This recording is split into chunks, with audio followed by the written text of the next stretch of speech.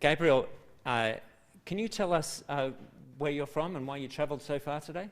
Yes, thank you so much, John. So I'm the CEO for an organisation called St John's Community Services. I'm in fact the very first CEO. Somebody came in last year and did a bit of a review on the work that we do. So St John's Community Services oversees the ministries of Rough Edges and Banksia Women, so they're our two main programs. And it was decided that they appoint a CEO and I'm it. So I've been there since about February of this year, and my work is to promote what we do. I think I have the gift of administration, so the two of us should talk, John. We should. It's not the showiest of gifts, but there it is. I receive it thankfully from the Lord. It saves us from showing all sorts of other things like red faces. Gabriel, you're the CEO of St John's Community Services. What sits under your umbrella? Yeah, so Rough Edges, which you would all be quite well aware of, and we have two staff who have the management of Rough Edges, which is open 6 nights a week and 2 days a week, and there is a raft of activity that goes around from that, apart from serving meals to people who come in. We also provide legal services, and we provide referrals for people to other wraparound services, so there's a lot going on there.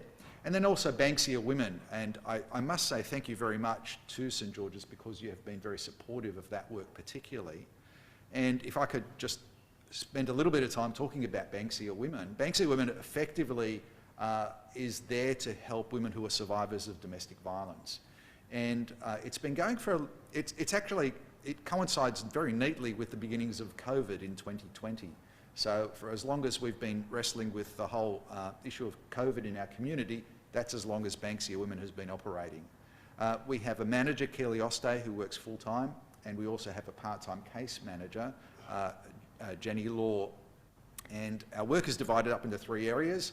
Jenny sees women who are referred to her largely through the hospital, St Vincent's, the local courts, as well as a raft of other services.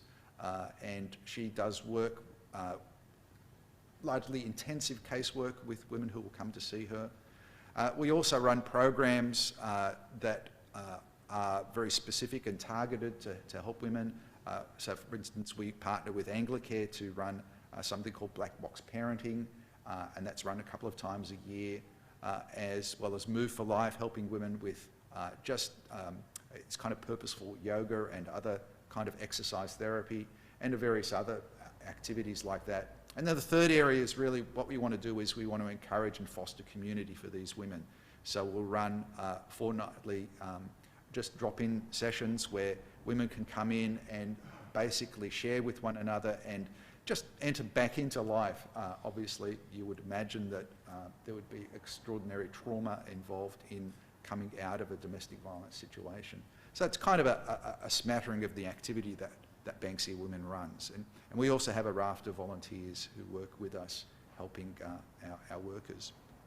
And are there any things that have recently been changed? Yeah, so so this may segue into prayer points, but if we can just blur the lines, if that's okay. Sure. Blur away.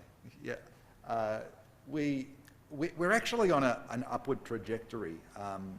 So what I mean by that is that regardless of lockdowns and kind of the challenges of that kind of dynamic, Jenny is seeing more and more women are being referred to her. We've been growing somewhere between 15 to 20% per annum in terms of the number of women that she's seeing. And if I could just particularise that a little bit, I'm, as I said, my gift is kind of administration and so on. So it's really great that I sit next to Jenny, and Jenny's a talker, and we talk a lot. And so it just opens up my eyes to the world that she lives. And so there's a thing called ending violence payment. So women who are survivors are eligible to $1,500 one-off payment, which is mediated through another body. Most women wouldn't even be aware that that is accessible to them. And most women wouldn't even be aware of how to go about getting it. So Jenny will actually work with them to get it. It's mediated through another body. And sometimes they don't even get the full payment. So she's there with the knowledge, with the ability to actually advocate that they get full payment, and helps them access various other services. Now, a huge thing for us is that Jenny sadly is leaving us, not because of anything to do with us, but she's a Victorian. We don't hold that against her, but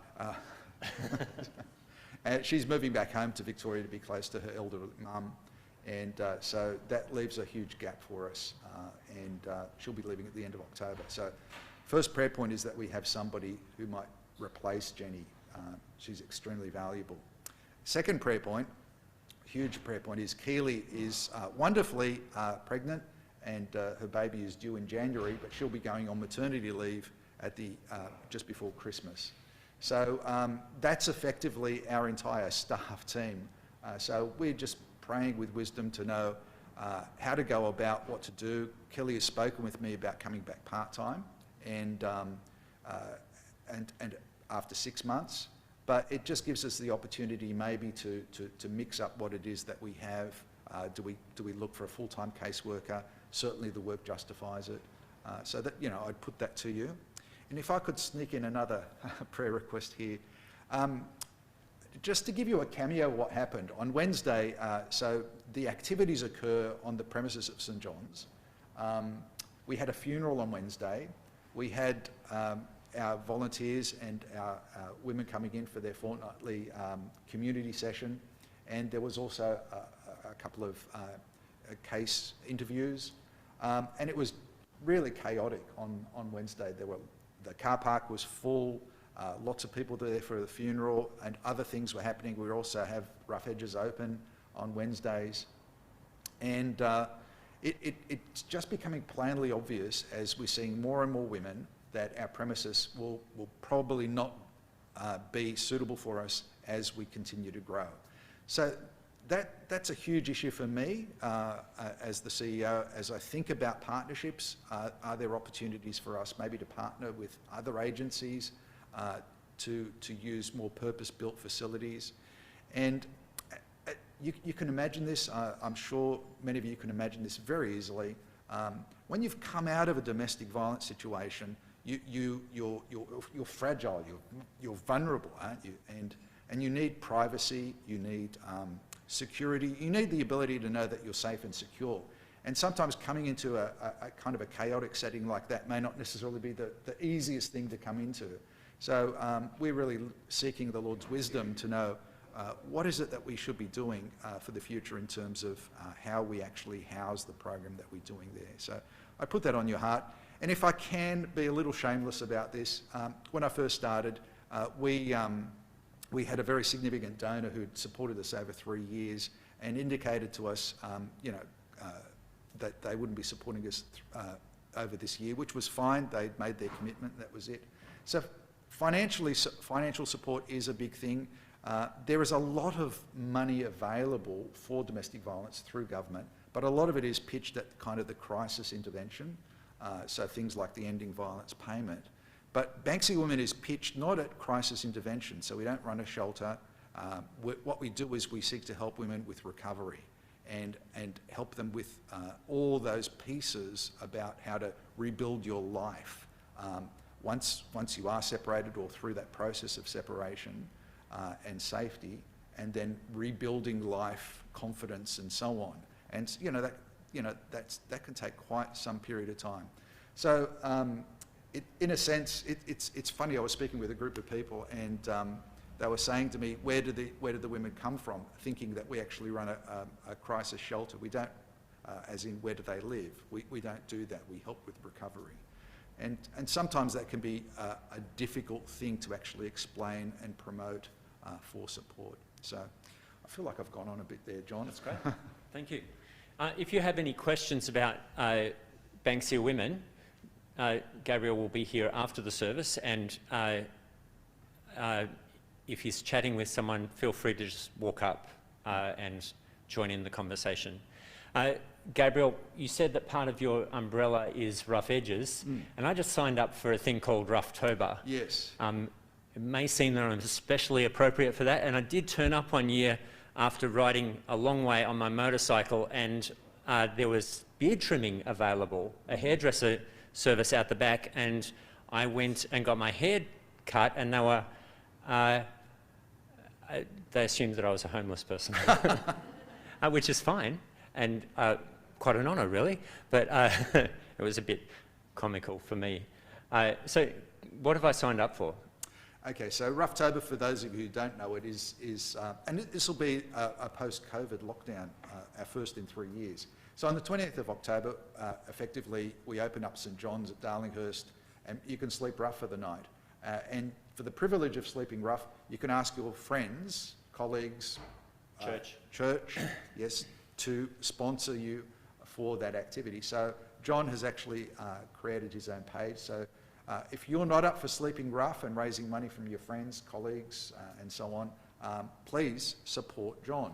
And I have to say that the money does go to Rough Edges, but effectively it goes to St John's Community Services, which really looks at both Rough Edges and Banksia Women. So very, very, very good causes.